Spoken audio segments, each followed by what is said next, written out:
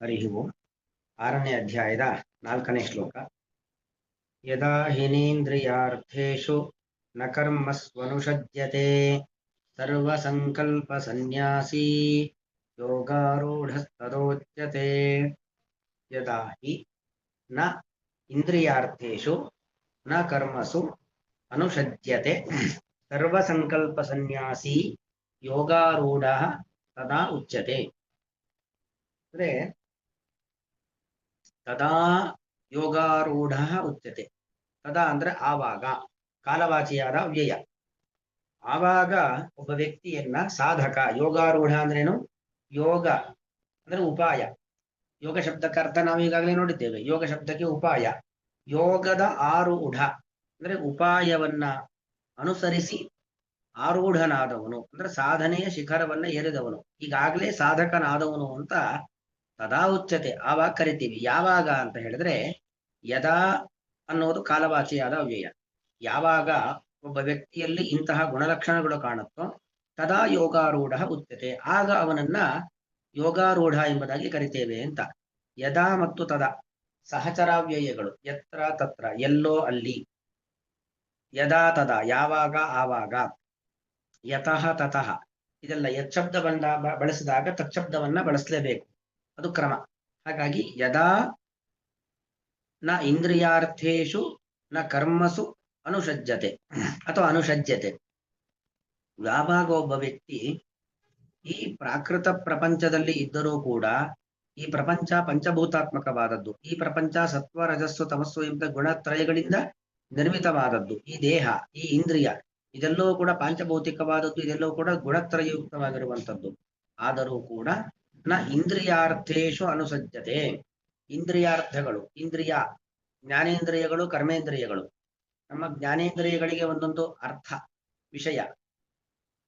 ಕಣ್ಣು ಎಂಬ ಜ್ಞಾನೇಂದ್ರಿಯಕ್ಕೆ ಬಣ್ಣವೂ ವಿಷಯ, ಅರ್ಥ. ಬಣ್ಣವೇ ಅರ್ಥ. ಕಿವಿಗೆ ಶಬ್ದವೇ ಅರ್ಥ. ನಾಲಿಗೆಗೆ ರುಚಿಯೇ ಅರ್ಥ. ಮೂಗಿಗೆ ಗಂಧ ಪರಿಮಳವೇ ಅರ್ಥ. ಚರ್ಮಕ್ಕೆ ಸ್ಪರ್ಶವೇ ಅರ್ಥ. ಹೀಗೆ ಒಂದೊಂದು ಇಂದ್ರಿಯಕ್ಕೆ ಒಂದೊಂದು ರೀತಿಯಾಗಿರ್ತಕ್ಕಂತಹ ವಿಷಯಗಳು. ಕಾಲು ಹೋಗತ್ತೆ, ಕೈ ಒಂದನ್ನ ಮತ್ತೊಬ್ಬರಿಗೆ ಕೊಡೋದು, ಅವರಿಂದ ಇವರಿಂದ ತೆಗೆದುಕೊಳ್ಳೋದು. ಬಾಯಿ ಮಾತನಾಡುವಂಥದ್ದು. ಮಲಮೂತ್ರ ವಿಸರ್ಜನೆ ದ್ವಾರಗಳು ದೇಹದ ಕಶ್ಮಲವನ್ನು ಹೊರಗೆ ಹಾಕ್ತಕ್ಕಂಥದ್ದು. ಹೀಗೆಲ್ಲ ನಮ್ಮ ಜ್ಞಾನೇಂದ್ರಿಯ ಮತ್ತು ಕರ್ಮೇಂದ್ರಿಯಗಳು, ಅವುಗಳಿಗೆ ಅದರದ್ದೇ ಆಗಿರತಕ್ಕಂಥ ಕೆಲಸ. ಆಯಾಯ ವಿಷಯ ಪದಾರ್ಥಗಳನ್ನ ಕಣ್ಣು ಬಣ್ಣವನ್ನ ಮಾತ್ರ ಗ್ರಹಣೆ ಮಾಡುತ್ತೆ ಹೊರತು ಶಬ್ದ ಗ್ರಹಣೆ ಮಾಡ್ಲಿಕ್ಕೆ ಆಗೋದಿಲ್ಲ. ಹೀಗೆ ಪ್ರತಿಯೊಂದು ಇಂದ್ರಿಯಕ್ಕೂ ಕೂಡ ಒಂದೊಂದು ಲಿಮಿಟೇಷನ್ಸ್ ಇದೆ ಮತ್ತು ಆಯಾಯ ವಿಷಯಗಳನ್ನ ಆವಾಹನೆ ಮಾಡುತ್ತೆ, ತಾನು ಸ್ವೀಕಾರ ಮಾಡುತ್ತೆ. ಆದರೆ ಈ ಪ್ರಾಕೃತ ಪ್ರಪಂಚದಲ್ಲಿದ್ದರೂ ಕೂಡ, ಪ್ರಾಕೃತ ದೇಹ, ಪ್ರಾಕೃತ ಇಂದ್ರಿಯ ಇದೆಲ್ಲವೂ ನಮಗೆ ಇದ್ರೂ ಕೂಡ ಇಂದ್ರಿಯಾರ್ಥೇಶುನ ಅನುಷಜ್ಯತೆ. ಷಜ್ಯತೆ ಅಂದ್ರೆ ಷಂಜ ಸಂಜ್ಞೆ ಎಂಬ ಧಾತು, ಶ್ವಂಜ ಸಂಜ್ಞೆ. ಎರಡು ತರ ಧಾತುಗಳು. ಅಂದ್ರೆ ಸಂಪರ್ಕ, ಅವುಗಳ ಸಂಪರ್ಕ ನಮಗಾಗೋದಿಲ್ಲ. ಸಂಪರ್ಕ ಆಗೋದಿಲ್ಲ. ಜಗತ್ತನ್ನು ನೋಡ್ತಾ ಇದ್ದೀವಿ, ಏನೋ ಶಬ್ದ ಆಯ್ತು ಕೇಳಿಸ್ಕೊಳ್ತೀವಿ, ತಿಂದಾಗ ರುಚಿ ಗೊತ್ತಾಗತ್ತಲ್ವಾ ಅಂತ ಹೇಳಿದ್ರೆ ಅದು ಯಾವುದೂ ಕೂಡ ನಮ್ಮನ್ನ ವಿಚಲಿತರನ್ನಾಗಿ ಮಾಡೋದಿಲ್ಲ, ಯಾವುದೂ ಕೂಡ ನಮಗೆ ಆಕರ್ಷಣೆಯನ್ನು ಹುಟ್ಟಿಸೋದಿಲ್ಲ. ಕಣ್ಣು ಮುಂದೆ ಏನೋ ಒಂದು ಕಾಣುತ್ತು ಅಷ್ಟೇ ಹೊರತು ಅದ್ರ ಬಗ್ಗೆ ಆಕರ್ಷಣೆ ಇಲ್ಲ, ಅದ್ರ ಬಗ್ಗೆ ದ್ವೇಷ ಭಾವನೆ ಇಲ್ಲ. ಕಿವಿಗೆ ಏನೋ ಕೇಳಿಸ್ತು, ಅದ್ರ ಬಗ್ಗೆ ಅದರ ಸೆಳೆತ ಇಲ್ಲ ಅಥವಾ ಅದು ಬೇಡ ಅಂತ ತಿರಸ್ಕಾರ ಭಾವನೆ ಇಲ್ಲ. ಹೀಗೆ ಇಂದ್ರಿಯಗಳು ಅರ್ಥಗಳಲ್ಲಿ ಯಾವ ಯಾವ ಇಂದ್ರಿಯಕ್ಕೆ ಯಾವುದು ಯಾವುದು ವಿಷಯ ಅದರ ಬಗ್ಗೆ ಸಂಘ ಇಲ್ಲ. ಅನುಸಂಗ ಅಂದ್ರೆ ನಿರಂತರವಾದ ಸಂಘ, ವಿಪರೀತವಾದ ಅಟ್ಯಾಚ್ಮೆಂಟ್, ಅದು ಬೇಕೇ ಬೇಕು ಎಂಬತಕ್ಕಂಥ ವ್ಯಾಮೋಹ, ಅಪಹಪಿತನ, ಇದು ಯಾವುದೂ ಕೂಡ ಇಲ್ಲ. ನ ಅನುಷಜ್ಯತೆ. ಮತ್ತು ಕರ್ಮಸು ಅನೇಕ ರೀತಿಯಾಗಿರತಕ್ಕಂಥ ಕರ್ಮಗಳಲ್ಲೂ ಕೂಡ ನಾವು ಪ್ರವೃತ್ತರಾಗೋದಿಲ್ಲ. ಕರ್ಮದಲ್ಲಿ ಪ್ರವೃತ್ತಿಯನ್ನ ಮಾಡೋದಿಲ್ಲ ಅದರ ಅರ್ಥ ಏನು ಅಂತ ಹೇಳಿದ್ರೆ, ಕರ್ಮದ ಫಲದಲ್ಲಿ ಈ ಕೆಲಸದಿಂದಾಗಿ ಇಂಥ ಫಲ ನನಗೆ ಸಿಗ್ಲಿ, ಕುಂಭಮೇಳ ನಡೀತಾ ಇದೆ, ಹೋಗಿ ಸ್ನಾನ ಮಾಡೋದು, ಇಂಥ ಫಲ ಬರ್ಲಿ, ಅದು ಯಾವುದೇ ರೀತಿಯಾಗಿರತಕ್ಕಂಥ ಫಲಾಪೇಕ್ಷೆ ಇಲ್ಲ. ಆಚರಿಸುವಂತ ಕರ್ಮಗಳಲ್ಲಿ ಫಲದ ಅಪೇಕ್ಷೆ ಇಲ್ಲ. ಮತ್ತು ಕರ್ಮಗಳಲ್ಲಿ ಅನುಷಜ್ಯತೆ ಅಥವಾ ಅನುಷಜ್ಯತೆ, ಅನುಸಂಗ ಇಲ್ಲ. ಈ ಕೆಲಸಕ್ಕೆ ಇಂಥ ಫಲ ಬೇಕು, ಫಲದ ಬಗ್ಗೆ ವ್ಯಾಮೋಹ ಇಲ್ಲ. ನಾನು ಮಾಡ್ತಾ ಇದ್ದೇನೆ ಅಂತಕ್ಕಂಥ ಅಹಂಕಾರ ಇಲ್ಲ. ಅಹಂಕಾರ ಮಮಕಾರ ಯಾವುದೂ ಇಲ್ಲದೆ ಇಂದ್ರಿಯಗಳು ಅವುಗಳ ಬಾಡಿಗೆ ಆ ಸೃಷ್ಟಿಯ ವೈಚಿತ್ರ್ಯವನ್ನ ಕಂಡು ನೋಡುತ್ತೆ, ಸೃಷ್ಟಿಯ ವೈಚಿತ್ರ್ಯವನ್ನ ಕಂಡು ಕಿವಿ ಕೇಳಿಸ್ಕೊಳ್ಳುತ್ತೆ. ಆದ್ರೂ ಕೂಡ ಯಾವುದರ ಬಗ್ಗೆಯೂ ಆಕರ್ಷಣೆಗೆ ಒಳಗಾಗುವುದಿಲ್ಲ ನಮ್ಮ ಇಂದ್ರಿಯ. ಮತ್ತು ನಾವು ಮಾಡ್ತಕ್ಕಂಥ ಕರ್ಮಗಳಲ್ಲಿ ನಾನು ಮಾಡ್ತಾ ಇದ್ದೇನೆ ಎಂಬ ಆ ನಾನು ಎಂಬತಕ್ಕಂಥ ಅಹಂಕಾರ ಇಲ್ಲ, ಮಮಕಾರ ಇಲ್ಲ. ಹೀಗೆ ಯಾರು ಇರ್ತಾನೋ ತದಾ ಅವನೇನಾಗ್ತಾನೆ ಸರ್ವ ಸಂಕಲ್ಪ ಸನ್ಯಾಸಿ. ಸಕಲ ಸಂಕಲ್ಪಗಳನ್ನ, ಇಂತಹ ಕೆಲಸದಿಂದ ಇಂತಹ ಫಲ ನನಗೆ ಸಿಗಲಿ ಎಂಬ ಸಂಕಲ್ಪ, ಅದನ್ನ ಸನ್ಯಾಸಿ ಬಿಟ್ಟವನಾಗ್ತಾನೆ. ಸನ್ಯಾಸಿ ಸಮ್ಯಕ್ ನ್ಯಾಸ, ಎಲ್ಲವನ್ನು ಪರಿಪೂರ್ಣವಾಗಿ ಸಕಲ ವ್ಯಾಮೋಹವನ್ನ, ಸಕಲ ಕಾಮಕ್ರೋಧಗಳನ್ನ, ಮದ ಮಾತ್ಸರ್ಯಗಳನ್ನ ಬಿಟ್ಟವನಾಗ್ತಾನೆ. ತದಾ ಯೋಗಾರೂಢ ಉಚ್ಯತೆ. ಆಗ ಅವನನ್ನ ಯೋಗಾರೂಢ. ಯೋಗಾರೂಢ ಅಂತ ಹೇಳಿದ್ರೆ ಒಬ್ಬ ಸಾಧಕ. ಅಲ್ಲಿಗೆ ಯಾರು ಸಾಧಕ ಅಂತ ಹೇಳಿದ್ರೆ ಯಾರು ಅಹಂಕಾರ ಮಮಕಾರಗಳನ್ನ ಬಿಟ್ಟಿದ್ದಾನೆ, ಪ್ರಾಪಂಚಿಕ ವಿಷಯಗಳ ಕಡೆ ಆಕರ್ಷಿತನಾಗಿಲ್ಲ, ಅವನು ಯೋಗಾರೂಢ, ಸಾಧನೆಯ ಶಿಖರವನ್ನ ಏರಿದವನು ಅವನೇ ಜ್ಞಾನಿ. ಅವನೇ ಅಪರೋಕ್ಷ ಜ್ಞಾನವನ್ನ ಪಡೆಯುವ ಹಂತಕ್ಕೆ ಏರಿದವನು, ಅಥವಾ ಈಗಾಗಲೇ ಅಪರೋಕ್ಷ ಜ್ಞಾನ ದೇವರನ್ನ ಸಾಕ್ಷಾತ್ತಾಗಿ ಕಂಡವನು ಎಂಬ ವಿಚಾರವನ್ನ ಕೃಷ್ಣ ಹೇಳ್ತಾ ಇದ್ದಾನೆ.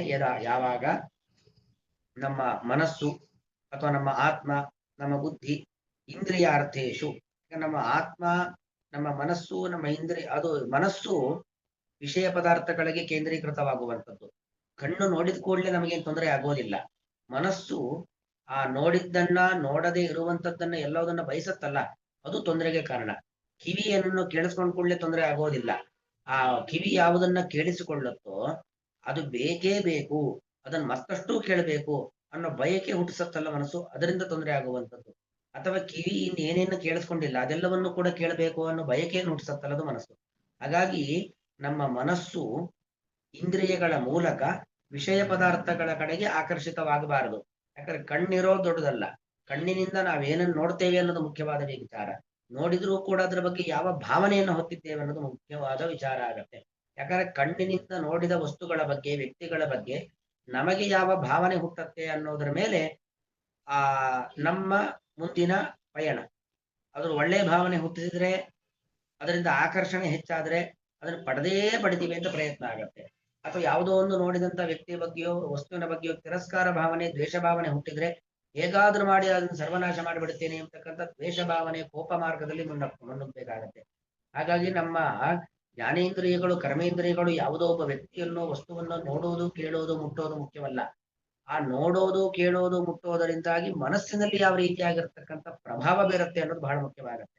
ಅದಕ್ಕೋಸ್ಕರವಾಗಿ ಯಾವಾಗ ನಮ್ಮ ಮನಸ್ಸು ಇಂದ್ರಿಯಾರ್ಥೇಶು, ಇಂದ್ರಿಯಗಳ ವಿಷಯಗಳಲ್ಲಿ, ಅಂದ್ರೆ ಇಂದ್ರಿಯ ವಿಷಯಗಳಾದಂತಹ ಶಬ್ದ, ರೂಪ, ರಸ, ಗಂಧ, ಸ್ಪರ್ಶ ಇವುಗಳಲ್ಲಿ ಅನುಶಕ್ಯತೆ, ಸೆಳೆತಕ್ಕೆ ಒಳಗಾಗುವುದಿಲ್ಲವೋ, ಹಾಗೆ ಕರ್ಮಸು ಆಚರಿಸುವಂತಹ ಕರ್ಮಗಳಲ್ಲಿ ಅಂದ್ರೆ ಕರ್ಮದ ಫಲಗಳಲ್ಲಿ ಅಹಂಕಾರ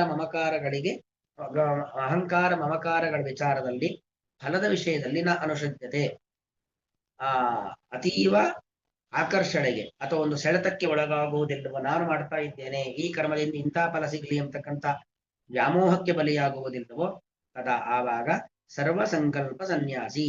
ಸಕಲ, ಸರ್ವ ಅಂದ್ರೆ ಎಲ್ಲ ಅಂತ ಅರ್ಥ, ಸಂಕಲ್ಪಗಳು ಅಂದ್ರೆ ಬಯಕೆ, ಇದರಿಂದ ಇದಾಗಬೇಕು ಅಂತ ನಮ್ಮ ಪೂರ್ವಾಗ್ರಹಗಳು, ಅಂತ ಪೂರ್ವಾಗ್ರಹ, ಬಯಕೆ ಅದೆಲ್ಲವೂ ಕೂಡ ಬಿಟ್ಟವನಾಗಿ ಕರ್ಮಣ ಮನಸ ವಾಚ ಯಾಚೇಷ್ಟ ಮಮ ನಿತ್ಯಶಃ ಕೇಶವಾರಾಧನೆ ಸಾಸ್ಯ ಜನ್ಮ ಜನ್ಮಾಂತರೇಶ್ವಪಿ ಎಂಬುವಂತೆ ನಮ್ಮ ದೇಹದಿಂದ, ಕರ್ಮಣ ವಾಚ ಮಾತಿನಿಂದ, ಮನಸ್ಸಿನಿಂದ, ಯಾಚೇಷ್ಟ ಮಮ ನಿತ್ಯಶಃ ಏನೇನು ಕ್ರಿಯೆಗಳನ್ನ ಮಾಡ್ತೀನೋ ನಿತ್ಯ ಕ್ರಿಯೆಗಳೆಲ್ಲವೂ ಕೂಡ ಕೇಶವಾರಾಧನೆ ಸಾಸ್ಯ ಜನ್ಮ ಜನ್ಮಾಂತರೇಶ್ವಪಿ, ಅದೆಲ್ಲವೂ ಕೂಡ ಕಾಯ ವಾಚ ಮಾನಸ ಮಾಡುವಂತ ಪ್ರತಿಯೊಂದು ಕ್ರಿಯೆಗಳು ಕೂಡ ಭಗವಂತನ ಆರಾಧನೆ ಎಂಬ ಭಾವನೆ ಇರಬೇಕು, ಹೊರತಾಗಿ ನಾನೇನೋ ಮಾಡ್ತಾ ಇದ್ದೀನಿ ಈ ಭಾವನೆ ಇರಬಾರದು. ಹೀಗೆ ಸರ್ವ ಸಂಕಲ್ಪಗಳನ್ನ, ಸಕಲ ಬಯಕೆಗಳನ್ನ, ಸಕಲ ಕಾಮಕ್ರೋಧಾದಿಗಳನ್ನ ಯಾರು ಸನ್ಯಾಸಿ ಬಿಟ್ಟಿದ್ದಾನೋ, ಅಂದ್ರೆ ಎಲ್ಲವನ್ನೂ ಕೂಡ ಭಗವಂತನಲ್ಲಿ, ಹಿಂದೆ ಬಂತರ ಬ್ರಹ್ಮಣ್ಯಾದಾಯ ಕರ್ಮಾಣಿ ಸಂಗಂ ತ್ಯಕ್ವಾ ಕರೋತಿಯ, ಸಕಲ ಕರ್ಮಗಳನ್ನು ಕೂಡ ಬ್ರಹ್ಮಣಿ ಆದಾಯ, ಕೃಷ್ಣ ನಿನ್ನ ಮೇಲೆ ಭಾರ ಹಾಕಿ ಮಾಡ್ತಾ ಇದ್ದೇನಪ್ಪ ಎಂಬ ಭಾವನೆಯಿಂದಾಗಿ ಎಲ್ಲವನ್ನು ಭಗವಂತನಲ್ಲಿ ಅರ್ಪಣೆಯನ್ನ ಮಾಡಿ ಯಾರು ಕರ್ಮವನ್ನ ಮಾಡ್ತಾರೋ ಅವರೆಲ್ಲರೂ ಕೂಡ ತದಾ ಆವಾಗ ಯೋಗಾರೂಢ, ಯೋಗ ಅಂದ್ರೆ ಸಾಧನೆಯ ಶಿಖರವನ್ನ ಏರಿದವನು, ಅಪರೋಕ್ಷ ಜ್ಞಾನಿ ಎಂಬುದಾಗಿ ಉಚ್ಯತಿ ಹೇಳಲ್ಪಡುತ್ತಾನಷ್ಟೇ. ಅಂದ್ರೆ ಅಪರೋಕ್ಷ ಜ್ಞಾನಿ ಅಂದ್ರೆ ಯಾರು ಅಂದ್ರೆ ಸಕಲ ವ್ಯಾಮೋಹವನ್ನ ಬಿಟ್ಟವನು. ಸಕಲ ವ್ಯಾಮೋಹವನ್ನ ಬಿಟ್ಟು ವಿಹಿತ ಕರ್ಮಾನುಷ್ಠಾನವನ್ನ ಯಾರು ಮಾಡ್ತಾ ಇದ್ದಾನೋ ಅವನೇ ಸಾಧಕ, ಅವನೇ ಅಪರೋಕ್ಷ ಜ್ಞಾನಿ, ಅವನೇ ಮೋಕ್ಷಕ್ಕೆ ಹೋಗುವ ಅರ್ಹತೆಯನ್ನ ಪಡೆದಂತ ದೊಡ್ಡ ಸಾಧಕ. ಯದಾ ಹಿನೇಂದ್ರಿಯಾರ್ಥೇಷು ನ ಕರ್ಮ ಸ್ವನುಷಜ್ಯತೆ ಸರ್ವ ಸಂಕಲ್ಪ ಸನ್ಯಾಸಿ ಯೋಗಾರೂಢ ತದೋಚ್ಯತೆ. ಶ್ರೀಕೃಷ್ಣಾರ್ಪಣ.